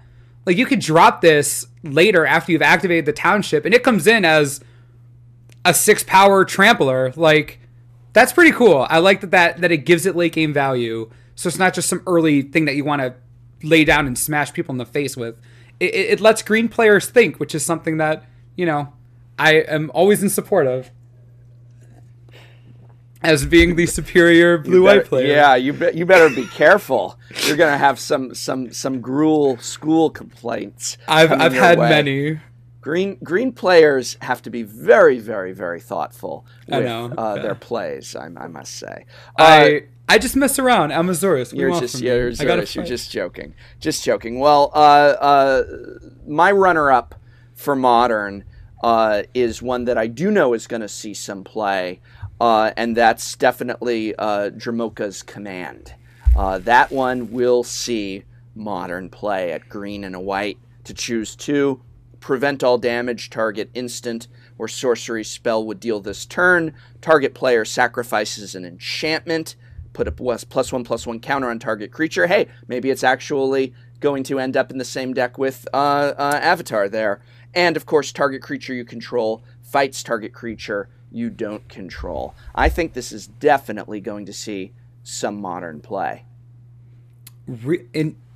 I did not expect Dramoka's Command from you. Why not? You don't. Well, I'm not saying it's runner-up. This is runner-up. This is right. The runner-up idea. But again, and I'm gonna say, Zoo is making a comeback, and I think that this could possibly push Zoo forward. And maybe I'm being crazy, but I really do want to see that Bant deck come into being. I'm dressed intentionally, by the way, in Bant colors because of this. I'm in green, white, and blue, and I'm absolutely hoping. I like seeing the new decks. I like, actually, for all of our complaints about the bannings in Modern, I do like that we're seeing Zoo. Heck, I've seen some fairy decks coming back, 4-0ing on Magic Online. There was one at the GP last month, and so I like a diverse format, and I like seeing new decks emerge. I like trying to encourage it. And come on, 2-cost command, cost command. Even many of the other commands from Lorwyn are I know Cryptic was always the big heavy hitter, but a lot of those are finding places, finding roles, because getting to pick 2 from that list, but at 2 mana, converted mana cost 2, absolutely that's going to see play. Absolutely that is going to find a home. And I really do like that ability to, maybe we're going to destroy an enchantment like the one that you're playing in your blue-white control. And then I'm going to pump up one of my creatures, or have my creature fight yours after I put a 1/1 counter on it. I like that flexibility. I like that versatility. Yeah, I have nothing to say against it. I'm not, I don't play the style of decks that it would go in. Yeah. So I totally, whatever you say, that's what I'm going to go with, because I have not play tested at all with that kind of strategy. Yes. What, do you ever runner up for Modern? It was going to be mentioning Rending Volley, just because that card is broken. Absolutely broken. Speaking of broken, can we break Mirror Mastery possibly in Modern, do you think? Oh my god. Can we break that? I've been thinking about that card. Yeah, I know. That's why I got you here, blue player. Like, can we break this? You said there's no combo right now. Can we make some combo out of that? Probably not in Standard, but I'm thinking Modern might be able to break that. Maybe. Yeah. I'm like, as soon as I saw it, I'm like, this card is unfair, but I just don't know how yet. Yeah. But it's totally unfair. I don't know. I'm definitely thinking about it. I need the deck it would fit in. Right. Yeah. I don't know, man. This is a question I've been asking for weeks now. Maybe our viewers will post some good combos in the comments about that. And I love how affordable it is at just 1 blue and a colorless. I agree. Yeah. I didn't expect it. It seems there's a lot of cheap costs in Dragons. You feel like it's a cheap cost. It's just not a high cost. It's just not. You're right. It's just not overcost. It's just like, oh, it's not. 5 colorless and 2 blue. 3 blue. It's just like, oh wow. It's actually playable just in terms of converted mana cost. So cheap. No, it's a normal card finally. I like those. Yeah. Just started happening. Right. Should we move on to Commander? Yeah, sure. Your turn to go first. Right. I mean, this is this might be a little biased. But my Commander card is totally my spoiler card. I love everything about Damnable Pact. I love it so much. It's like when they printed it was a slam dunk for Nekasar. Just like X and 2 black sorcery, target player draws X cards and loses X life. I've played decks with Graveborn Muse, the zombie one that lets you draw life and lose cards. Skeletal Scrying lets you exile from your graveyard, lose life, draw cards. Very reminiscent of Skeletal Scrying in particular. For me, when I saw it, I was just like, oh my god, it's Skeletal Scrying.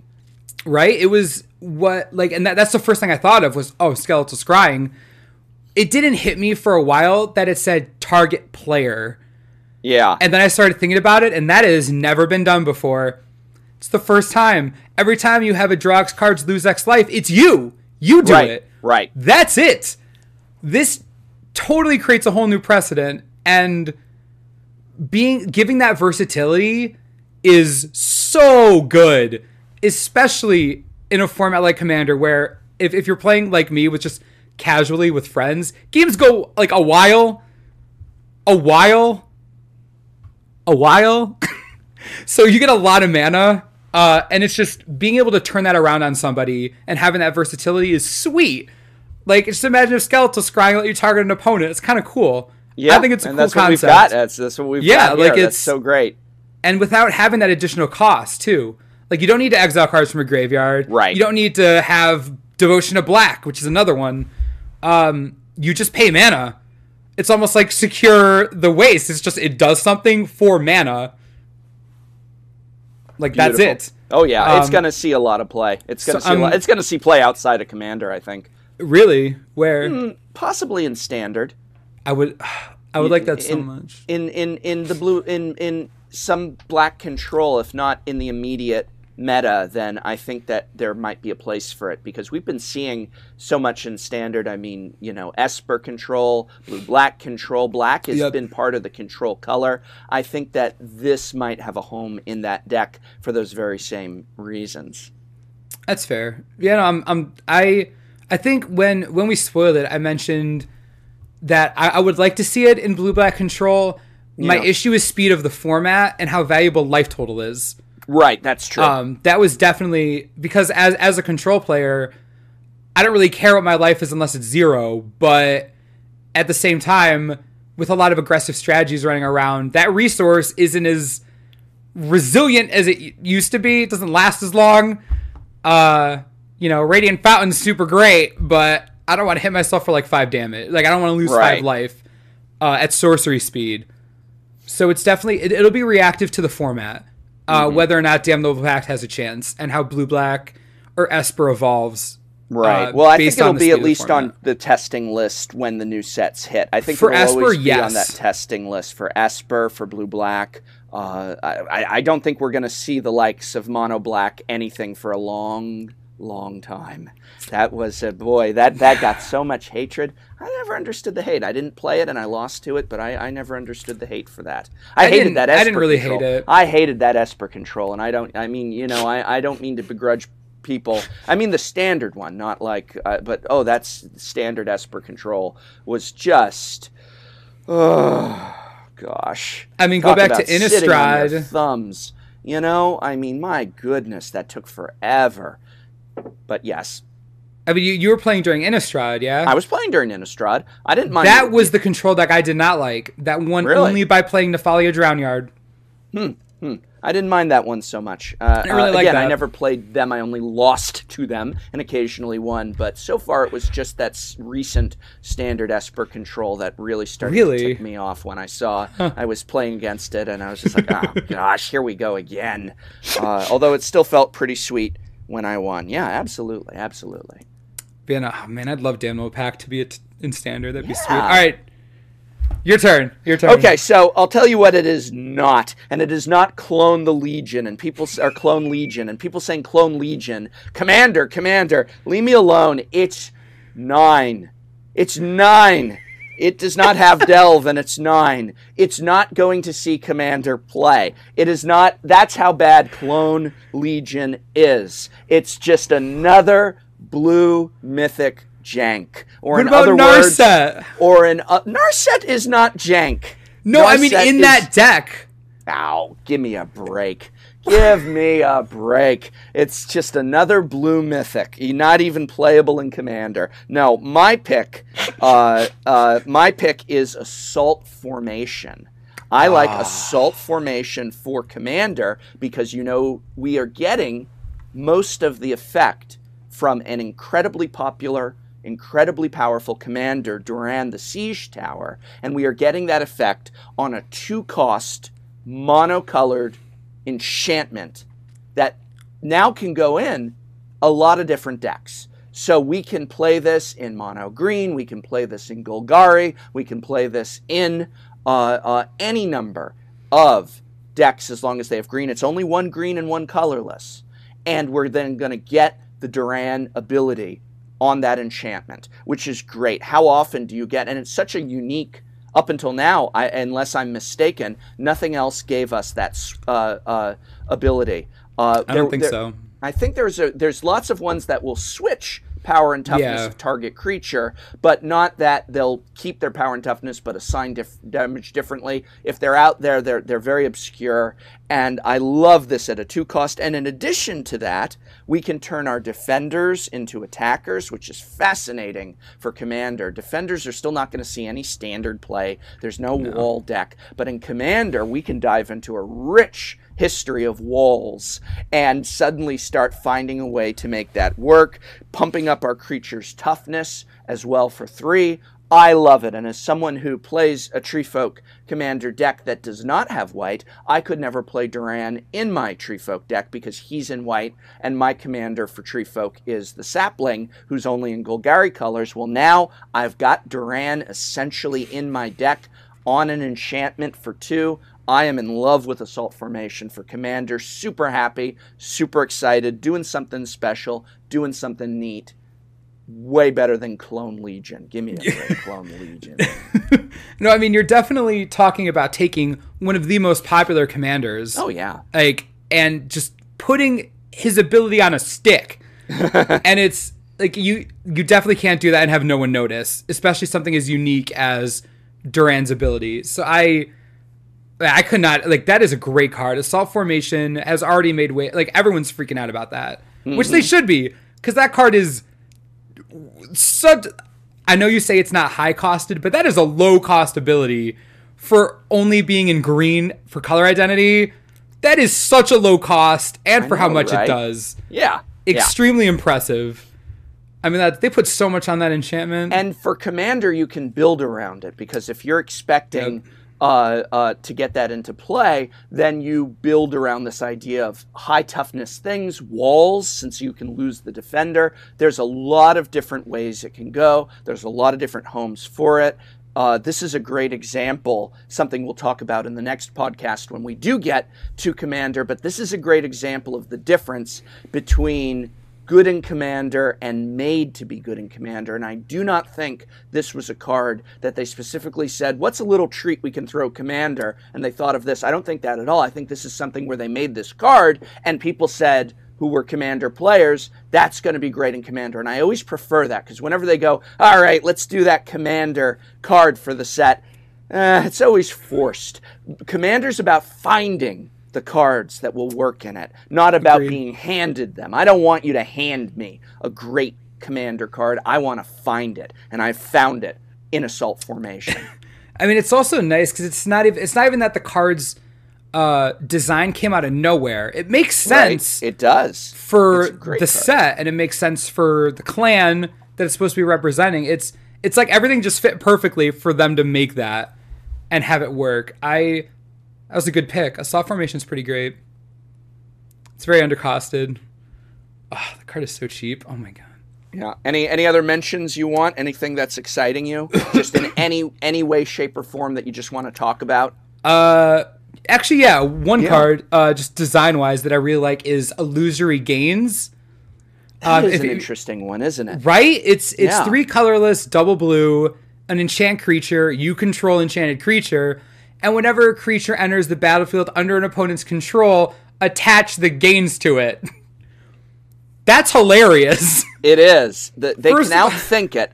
They can outthink it. I wish it was a May effect. If it was a May effect. Oh, that's way too good. That's way too good, really. It's still kind of costly. It's still kind of a little expensive. Well, look at splash for it, but well, you have mind control at 3 colorless, 2 blue. Right. Control magic at 2 colorless, 2 blue. Doesn't get any better than that. No. This is 3 colorless, 2 blue. You give them that, and what is the one thing you'd want to do with control magic that you can't do? Put it on new stuff that comes in that's better. Right, but then all they need to do is drop upgrade. something worthless, and then it forces it on there. But then I guess or then what they do is they drop their. I just don't like that they can outthink it. They drop their big thing, then they drop their small thing. Right. But the thing, the fact that they need to do that, is hilarious. It's a good card. It's a great card. It definitely makes your opponent have to think about what they do in a way they didn't have to think about it before. It's also nuts in Commander too. Like, just imagine 5-player Commander. Just screw it. Let's just see. That's called just for fun. Let's just see what happens. Here's Illusory Gains. Play something, I dare you. Right. It's gonna be. I mentioned that in a video too. I'm just like, I'm not even gonna talk about the Commander impact. That's just funny. Right. But the card in general, especially in limited, it's going to be severely underrated, and it shouldn't be. Because you're forcing your opponent into a situation where they have to think about the order in which they're playing cards, and it has nothing to do with counterspells. And that's cool that you can do that. And if you leave your opponent in hand with their biggest creature, and you have an Illusory Gains in play, they can't do anything. You're actively preventing them from trying to accelerate their board state. Yeah. You're stopping them just by not doing anything. It's just sitting there. It's a very interesting disruption in that way. It is. Yeah. It definitely. I think it's a really cool take on mind control. Yeah. They've done stuff like it's called Flight Away a few sets back in like Innistrad block where it was an enchant creature you control and it gets like +2/+2 in flying. Like, that stuff is fine. It's super overcosted, but this is a cool way to do it because it makes you think. Yes. That's what I like. And that is so blue. It's ridiculous. But yeah, that's the last card that I wanted to mention. Okay, I've got a card that falls under wild speculation. Wild, baseless, insane, hopeful speculation nonetheless. And that card is Death Mist Raptor. Oh! Because dinosaur-themed block confirmed. Dinosaur-themed block confirmed. This is their little, it was hidden in cons. Evidence presented that we are headed to the dinosaur-themed block. There were no dinosaurs in the previous 2 Tarkir sets. And now we've got a freaking raptor all of a sudden in green running around. And it's just going like this. Yeah, dinosaur. I'm a dinosaur. So why is there suddenly a dinosaur on Tarkir? This makes no sense. Is this future sight? We are headed to that dinosaur-themed block because I know that Wizards of the Coast is thinking, we have got to get on this Jurassic World hype train. Just like Innistrad. Innistrad was the result of, we have got to get on this Twilight hype train. True Blood, and so now they're like, Jurassic World, because they're all old people from, well, the 90s, and they're thinking Jurassic Park was the biggest movie of all time. Jurassic World, all the kids are going to be talking about dinosaurs. We need to go to the dinosaur plane, I assure you. This is the little sneak that, why is there a dinosaur on Tarkir? Why is there a dinosaur on Tarkir? Spoiler. At Mythic. When that spoiler came out, when we did the video, I was like, guys, we're going to Muraganda. Muraganda or bust! It's happening, guys. It's happening. And it was, they can't just print a dinosaur and expect that to be okay. Like, you can't just do that at Mythic with Death Touch and an interesting ability. Yeah. No. BS. Like, no, that is, dude, dinosaur, black, please. Yeah. And Battle of Zendikar, it's only 2 sets because of the news next time this year. Right. Muraganda. And you know that they were saying that one of the things they wanted to promote about the new 2 set block format is that now that we're doing this, they said, not only can we do storylines faster and complete them better, but we can also do quick little jaunts to places. Yep. They said it's okay to just go to a plane that maybe we've wanted to visit, but we don't want to be bogged down in for an entire year. And Muraganda is one of those places that comes up again and again and again. It made Mark Rosewater's short list of planes that we're aware people want to see. He said dinosaur-themed plane is absolutely something we hear people saying. It's something on that doable short list. And so what a better way, too, since the first set is Battle for Zendikar, which is the big storyline, the familiar return. So now we want to go somewhere new, and it's like, let's do something wildly different. Muraganda will follow Battle for Zendikar. That'd be great. Or Lorwyn. Or Kamigawa. One of those. We gotta, that's gonna Please justify. not Kamigawa. No, please, Kamigawa. No. This is how they are going to justify the 2 set block format. Is they're going to say, well, we would have never been able to go to Lorwyn if it wasn't for this new 2 set block format, guys. I see everyone's really happy that we're in Lorwyn, even though we still don't have any Rebecca Gay art. But, you know, if they returned to Lorwyn, they would still not give Rebecca Gay a call. But still. Another podcast, man. Another podcast. We got to do an art podcast. We really should, actually. Because we got into that conversation once about art, and I was like, this is a good conversation. Let's do a podcast. Great for a podcast. Let's do a podcast on it. Yeah. All right. So we're in the conclusion here. Next podcast, which will be, we are promising that 2 weeks from the day that this is published, the Commander podcast will be published on my channel. We are going to film the Commander podcast within 48 hours of this one so that it's in the can, and we're going to start always having one in the can as a backup to help out. We may not be able to always have the podcast like clockwork every 2 weeks, but we do want them to be released regularly, and we do want to have a backup of a non-topical podcast that we're going to always have in the vault to break in case of emergencies.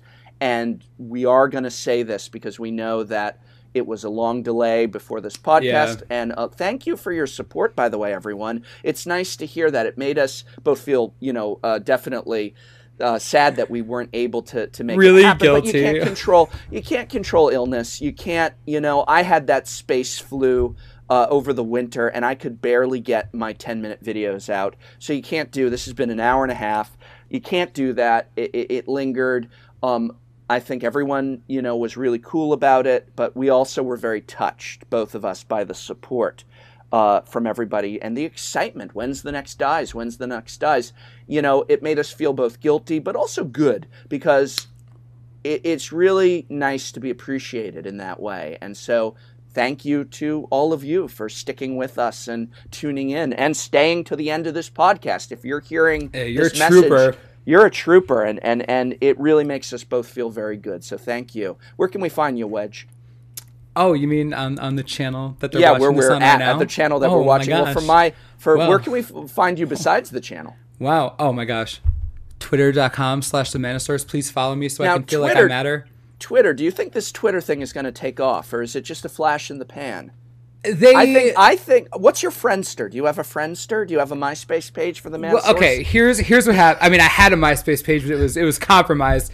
On Twitter, because they're really small. The CEO messaged me, the other day, and he was like, "Listen, could you please try out this social media platform?" And I was like, "Well, what is it?" And I asked him, like, "Well, what are we dealing with?" And he said, it's basically like Facebook, except you just post status updates, and that's really it. And I mean, I'm a little skeptical, and the logo is like a bird. I mean, not like this kind of cool bird on my shirt, but like, you know, it's like a Tweety bird.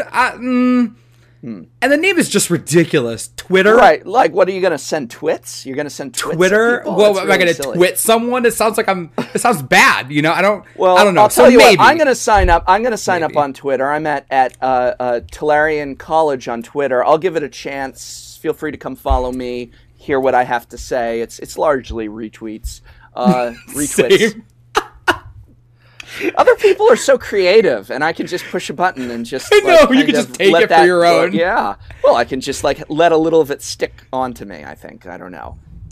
Seriously. Twitter.com/themanistores. Twitter.com/Tolarian College. Yeah, right. Tolarian Community is too long for Twitter, so it had to be Tolarian College, and my YouTube channel is Tolarian Community because Tolarian Community College is too long for YouTube. Boy, age of technology, and I can't get the URL I want. I mean, you should really call somebody about that. I mean, I know YouTube just started, so you might be able to work that bug out. Right, I think what's it called? It's called the memory hole. Right? Wasn't that what it was originally called, the memory hole? I think that was the original name for it. Oh my goodness. When it was just a way to watch old sitcom show openings. Small wonder. Yes. Jeez. All right. Wow. Okay. So anyways, thank you. Leave some questions for the Commander. It'll be Commander next week on my channel. You got Commander questions for us. We're recording it in the next 48 hours. So leave those Commander questions, and we'll see you then, ladies and gentlemen. Thanks for watching, everybody. See you next time. Bye.